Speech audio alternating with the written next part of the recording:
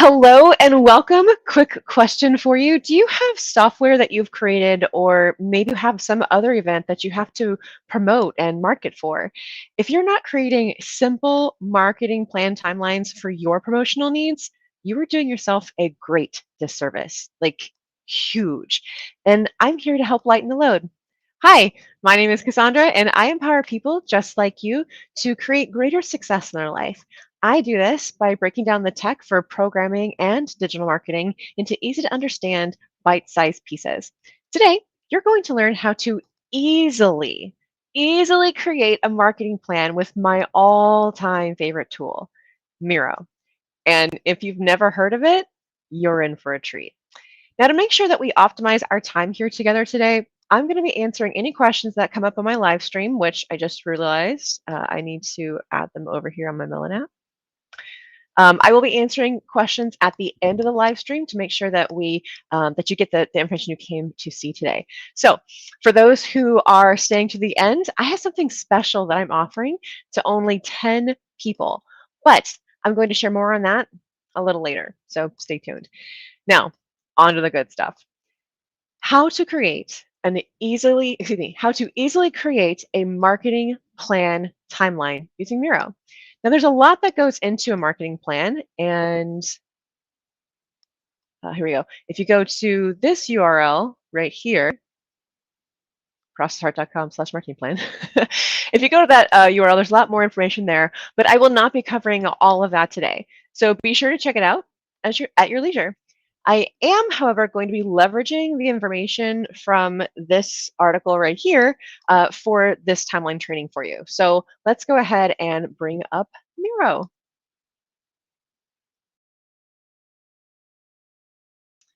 Okay, so this is my Miro board, and for those who decide to join me for that thing that I'm about to share at the end of this video, this will be given to you as a template for you to be able to leverage whenever you want. So let's go ahead and get started at the table of contents here. Oh. So in Miro, think of it like a big digital whiteboard, right? You can link things here, which is what you see, these little icons here. They link to different pieces that I need. Either they are templates that I'm looking at, content ideas, blog posts I need to be aware of, things like that. So I have a table of contents. It's within its own frame. Now in Miro, I'm not going to go into all the things about Miro. They actually have a fantastic certification program for free that you can go through, but I will be covering a couple of things here today. So your frame, I have a table of contents frame, so I can easily find it here in the directory search on the, here, let me close this, you should be able to see it. Right here, the open sidebar, right? And actually, the marketing plan is for the whole thing. If you want to see this replay, this is the URL for that. So, right, so a table of contents, this is where I kind of gather all the materials that people may need. Maybe it's the copy that you're writing for your content. Maybe it is location of code. Maybe it is some other assets for what you need for your marketing efforts. So I have blog post marketing plan, which this was the first link that I linked to. I have the easily create your marketing plan timeline blog post, because both of these I'm actually creating a series on for you and for my students. And so I want to make sure that they are updated appropriately in regards to this marketing plan that I have for something that I'm doing on the end of this year. So I'm actually taking this time to create something with you that actually needs to be created. So those are the two blog posts. I have a 2023 calendar to make it easy to kind of see what's going on in my year to make sure I can plan best. Again, here is a Google Drive folder that will have all my plans and documents. I have two items here that are included. One is the main copy doc. It's actually inside the folder. And one is another folder for assets. So the different social media images, maybe you have like bumper videos, whatever might be an asset for your marketing efforts, or maybe you have many events leading up to a big major one. So that's what this is. Now, moving over to these purple items, these purple ones are basically other sections of the board.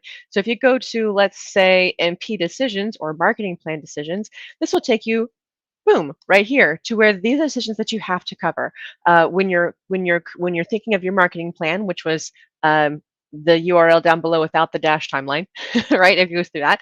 But for now, we're going to go back to table of contents. And I'm going to cover the rules, as it were, for developing this marketing plan timeline. So first of all, whether it's your timeline, your full marketing plan, you want to remain dry. Dry is a term that comes from software development. And maybe it's from also other places, but I know it from software development, and it means don't repeat yourself. So don't do the same code over and over again, right? Find ways to eliminate time wasters. Find ways to create templates for things. So you want to do that because even though you may not think you're going to need to leverage this again in the future, I have been surprised at how many times I've had to reuse things. And so I eventually started thinking, okay, from the get-go, with the projects that I'm working on, what do I need to do to establish something that's going to allow me to maybe do this again next year? Maybe expand this out into a bigger type of event. So those are things that keep in the back of my mind. But basically, remain dry. Don't repeat yourself. Number two, establish your goals, which is again part of that marketing plan. So marketing dash plan without the dash timeline there. You want to create your marketing plan timeline, which is what we're going to be covering most today. I'm not going to go through the entire thing, but I'm going to give you enough so you understand the gist of what's going to be accomplished with this particular marketing plan. And of course, once you have the general big idea of when things are supposed to be happening and what's going to be required of it, that's when you break it down further and move forward. So for example, maybe you know that you have 3 lives that you're going to be doing in promotion of a monthly, or rather an annual event. Then you know that you need to prepare for 3 webinars. What does that look like? What's this, all that stuff I'm going to cover in just a second. So those are the rules, as it were. Now, I'm going to come back to these blue ones here in just a minute. Let's go ahead and go to MP decisions. So MP decisions are the decisions that you have to make for your marketing plan. You've got to know your purpose. Why are you making this marketing plan? You have to know your target audience. Who are they? What are they like? What do they dislike? What are their pain points? What really lights them up inside? Where is your target audience located? If your target audience is on, let's say, LinkedIn, maybe you're a business to business type of business. Maybe or you're an employee, right? You're looking for a job. Your target audience is most likely going to be on LinkedIn. Maybe your target audience is on you. You just have to think about that. That's something you've got to determine. You also need to determine your dates leading up to your event, how many of them you're going to prepare for in advance. If you're doing something bi-weekly, well, you don't have a whole lot of time to prepare, right? Maybe have one thing in between the weeks. If you have something every month, then you have lots of time to do preparations. You also need to figure out what digital marketing mediums that you're going to choose to complete your marketing campaigns. And that's part of your target audience and the purpose of your particular marketing timeline plan. You also need to know your event dates. For this particular example, I am having a Python Basics Bootcamp at the end of this year. I've decided to do it once this year because of how much time and effort it takes, because this is a really big intensive. So I know that the event is going to be in October. So I need to plan accordingly throughout the rest of the year, and especially in the few weeks leading up to it. Now, you need to know the benefits for whatever it is that you're doing. For this one, I need to know the benefits of my students. And this is not like, oh, you get like direct connection with me, and here are the pieces of what you're getting, right? This is why, like, what is it going to benefit this person to go to this event, or to buy this product? If they're buying a sweatshirt, it's not because they want to buy the sweatshirt and necessarily cool logo.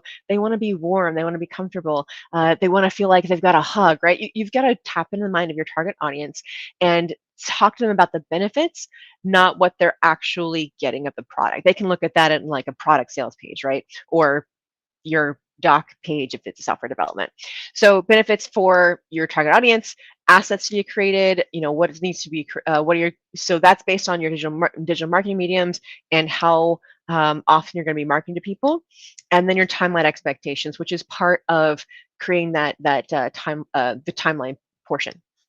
So on here, you'll see that on purpose, I have a comment. Oh, there's the technical stuff. It's disappeared. There it is. So again, I'm creating I'm marketing for my Python Basics Bootcamp that I'm going to be doing in October.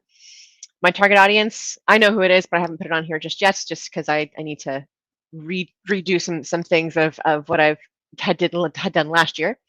Weekly dates, I know that because the event is in October, the weekends, for the weeks prior that I'm going to be aggressively marketing for this, it's going to be those dates that you see there in the comments.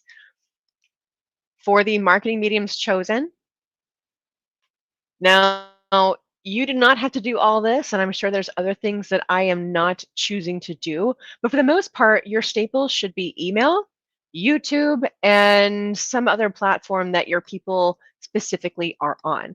Now, the reason I say email is because your email is your list. Now, as long as you're being ethical about it and emailing the right people and all that good stuff, you are doing a service. You're not just being spammy, right? And so people will want to open your emails. So email can work for you whether the platform that you were advertising on kicks you off for no reason, right? Because you don't own the software. Whatever the reason may be, email is basically your Rolodex of the 21st century, if you know what a Rolodex is. So that's definitely something you want to leverage. And if you don't have one, you need to grow one, and I have other content on that. So lives are so great for building your awareness, and that and for other things.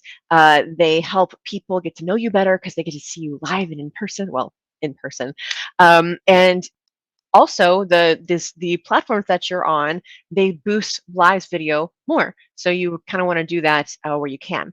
And then what I have for remarketing is Reels, TikTok, and my blog. What I mean by remarketing is once you have, let's say, a live or whatever your content is, even if it's an image, you can repurpose this on other platforms. You can make a reel and go, oh my gosh, I just made a blog on how to convert HTML to React. You should totally check it out. Boom, right? Here's your reel. Or maybe you do a video like this, you take a small section and then you put it on a reel or a TikTok or whatever. Or, right, you embed the main video or pieces of it on your blog.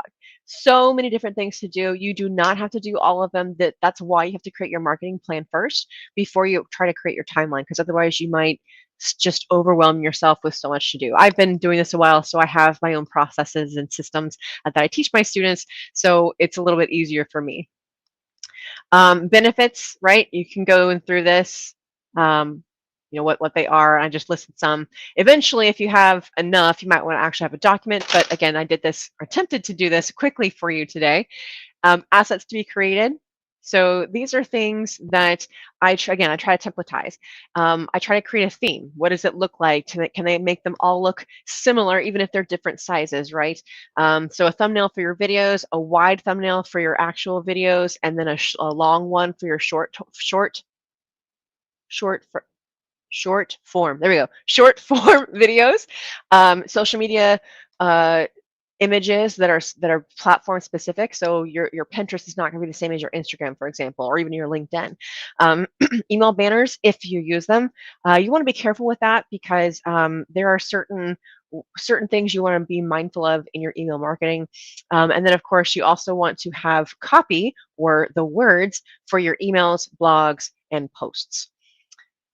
Okay, so those are the decisions that you have to make for whatever it is you're marketing, again, whether it's software or an event. Let's go ahead and go to Gist MP. So Gist is one of the templates that I want to share with you. And when you go to the article, I'm fuzzy. When you go to the URL down below, there are 3 templates that I wanted to make sure that you had if you wanted to leverage them. But I'm going to show you how to get to them from here. So again, you want to stay dry. Don't repeat the process. If you can find a template that gets you what you need and you don't have to spend the time to create yourself, fantastic. Don't be afraid to make your own, but definitely take a look at these templates. Now, how do you get there? So there's this thing right here. Looks like, golden ratio, almost box area. This is templates. If it's not up here, you'll click the arrows here to expand for a more menu. And for some reason, this is a little slow, so I'm sorry. But you'll see it here if it's not already on your favorites, which you can move and drag. So when you click on templates, and it finally comes up. There are so many templates, but one of the ones that I wanted to share specifically, which I thought is right here, maybe it's not. Oh no. Um,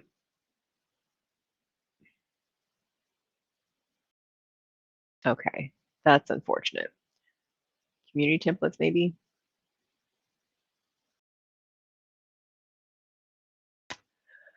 Okay, maybe not. Okay, regardless, this is how you find the templates. I guess I don't remember how I found the ones that I found today, but basically there's three others. One of them is, oh, there it is. There it is. Hey. Okay, so this one right here, the Mountain of Tomorrow project, this was one of them. So you can click on use if you want to immediately add it to your board, but I'm going to click preview. So just so you can see what it looks like. I'm not actually using this one. I'm going to use a different one. But I want to show you what this looks like because you can have fun templates. You can see, like what they look like and if they're going to be valid for what you're trying to do for your team. This one, I really like how this one is, again, because I just thought it was fun. And you can always make them to your liking and what works for you. But I liked this one because it showed progress and milestones and not just a timeline, as it were. So again, this is one of them, but the one that I want to bring your attention to specifically is the Yanis Joannis Pasmatsis Just framework.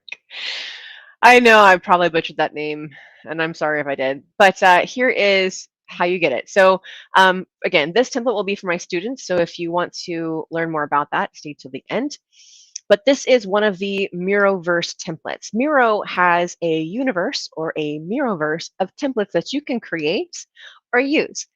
This one, again, if you come to the Miroverse website for it and you click Use Template, click on the down arrow and you can choose which board you want to add it to.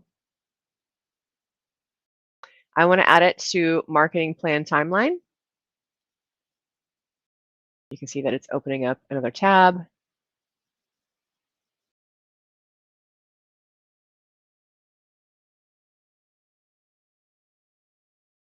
And so what it's doing is it's taking that timeline, excuse me, taking that template and it's adding it to my board. So it's a little bit slow because for whatever reason, my computers have been having, what's the word? Insurgents issues. They've been revolting. Yeah, they've been revolting. At some point, it should load. Let me refresh my screen, I guess. And man, my video is just choppy. Choppy. All right. So as you can see, it's now starting to load.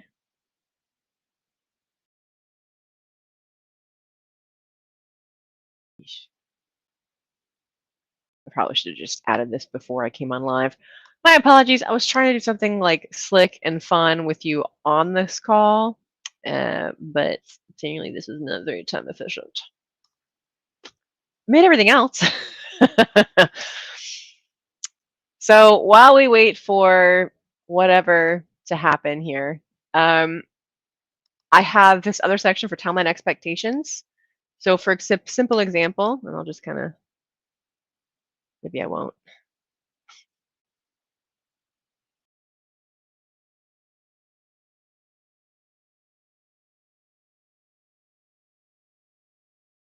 Oh, come on.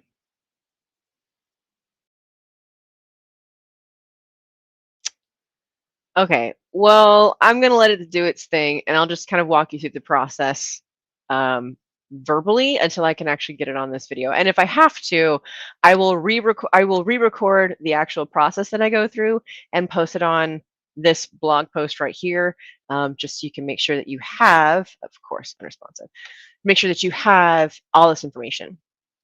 So, oh, did it add it? There it is. Okay. Did it add it twice?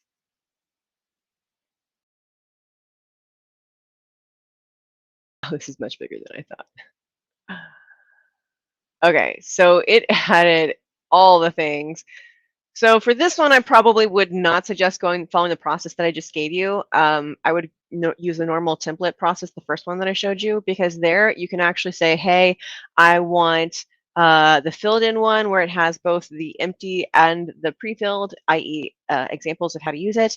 But you can also say, I just want the empty one, and you can move from there. So this one automatically dumps the whole thing, which is fine, except apparently it has a lot and it's really lagging down my computer. So, and they're a little bit bigger than what I would normally have. So let's go back, hopefully, to timeline expectations. So let's say that you have an event and it is not a regular occurrence. Maybe it's something you're running ads to. Maybe it's an annual event for an internal for internal company needs. Whatever it is, it's kind of big, and you have to market for it. So the first step that I would do is I would notate what's the day, right? So um,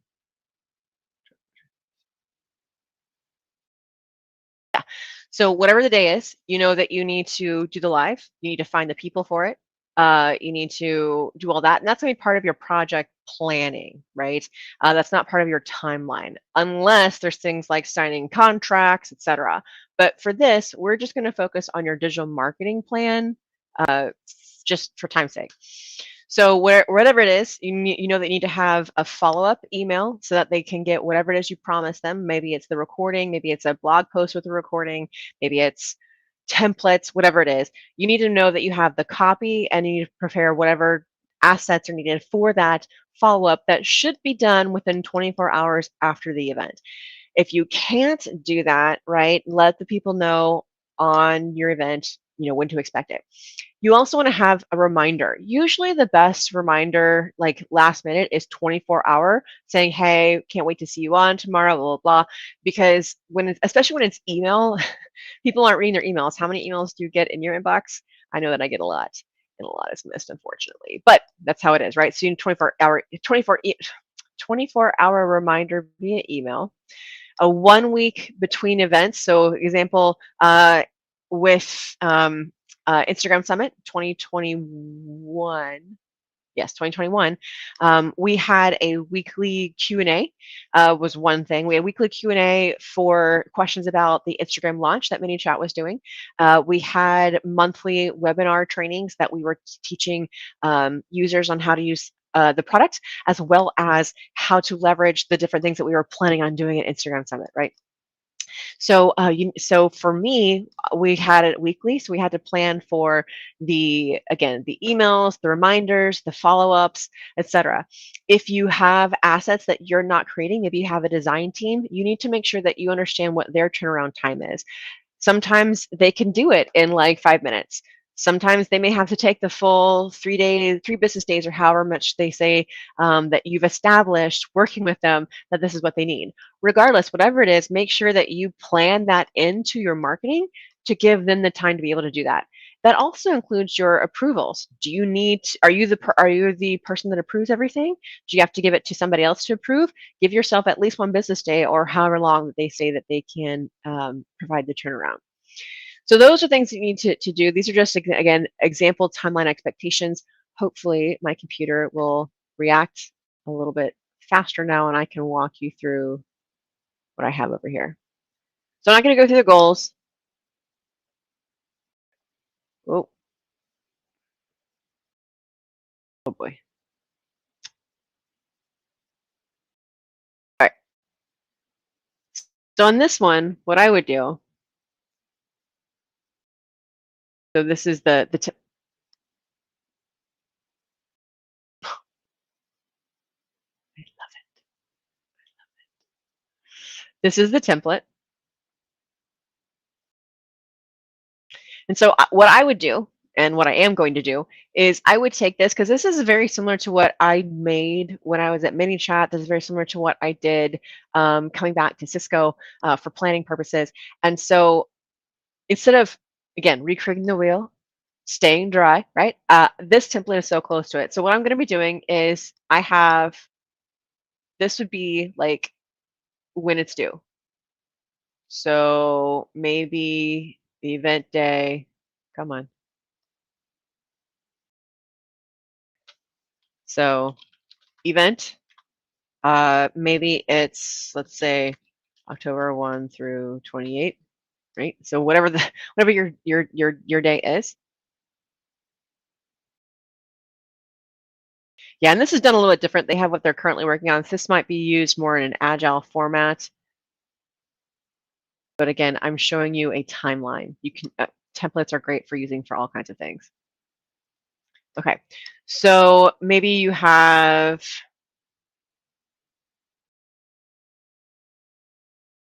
a date here. So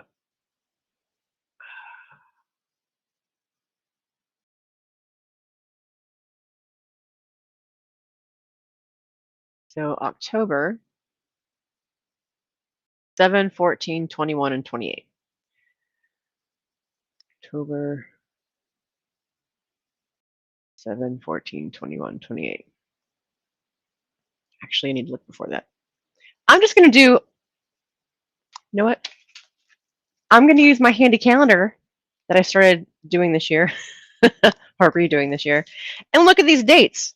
Because again, trying to make this quick, right? So normally you would have these on your board.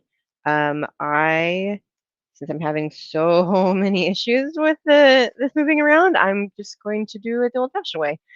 So I have dates here. So I'm actually going to go back to September, actually August, right? Because we said it was a couple of weeks before then for the marketing purposes.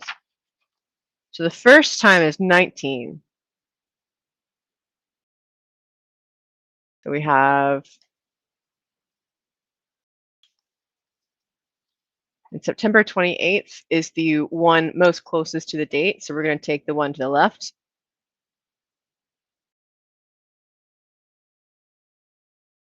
September 28th, which is a Saturday.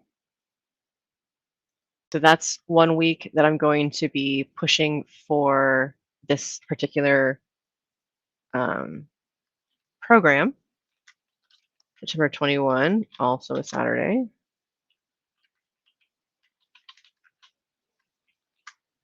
Right, and so you would space this out in such a way that you're covering each of the weeks leading up to your particular event. So I'm going to stop there for now on that piece, because you can figure it out from there. And I'm going to move these pieces out of here. Again, I'm not making the whole thing today. I'm trying to keep this short, sweet, and simple. Okay, so you have your events. You have at least a couple of weeks ahead of time for whatever it is you're trying to do. So for my particular example, maybe you know that you're going to be doing a Facebook Live. Maybe you know you're going to be doing email recap. You should also do an announcement. Did I not write that in there?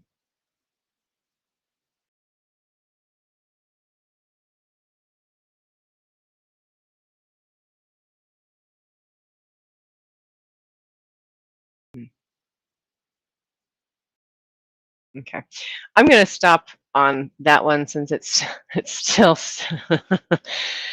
acting so slow. And I think, yeah, I think I'm going to hold off on that for now.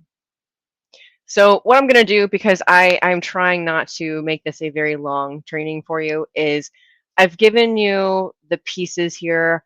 And what I'll do is I will finish out how this will look, and I'll put some screenshots on this actual article right here once it's done, moving through more about how this would look and things like that, because again, this is meant to be short, but also I will be going more in depth with this with my students. So again, you would add these pieces here, you'd link them to the places that they need to be linked to, and you would make sure that you prep for it, right? Make sure that your other pieces are there from it. This is supposed to be high level. This is not supposed to be very extremely detailed. Miro has different integrations. So like if you have Jira or Slack or WebEx Teams, Microsoft Teams, like there's so many different things that you can integrate with Miro to ensure that there are no missing data points. So don't worry about that. But again, you want to make this that it's easy, not just for you, whether it's right now or in the future, but for anybody who's going to be working with you. Because unless you're a one person team like myself and for my business, you generally have other people to support you. I've done marketing for, again, Cisco for Data Symposium 2020 and 2021. I've done it for Coding Hour, which was something that I started and ran for 3 years. That was a bi-weekly training program for data science, AI, ML, Python, etc. And I've done this for many things at ManyChat as well. So this is, again, just a process. And this is going to be a continually changing process, because what worked for you before, maybe it doesn't work anymore. Maybe you found something better, found a new template, whatever. So be patient with yourself. This is a new tool, most likely for many people who see this video. And if it's not, great. Would love to know what you use this for in your timelines. And I think that's all. Let me double check my notes here.